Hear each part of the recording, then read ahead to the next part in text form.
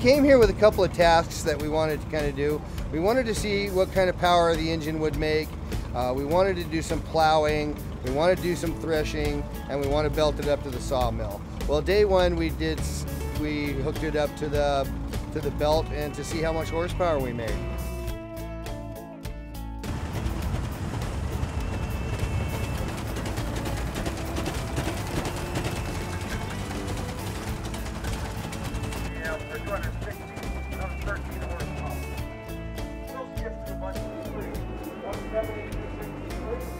We belted it up to the Prony brake, and at 251 or 52 RPM, we ran 57.96 horsepower.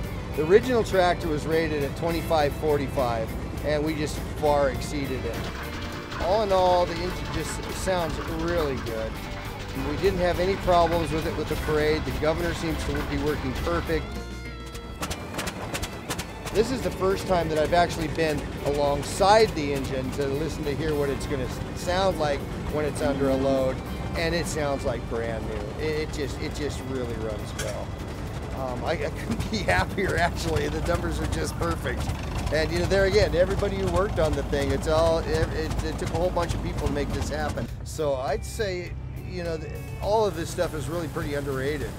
I think that they actually could put out a little bit more horsepower than what they did. Using gasoline, we probably lost a little horsepower. If we had kerosene, it'd probably been a little stronger.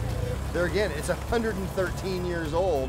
It's a twin-cylinder, 1,400 cubic inch engine, and it just really runs well.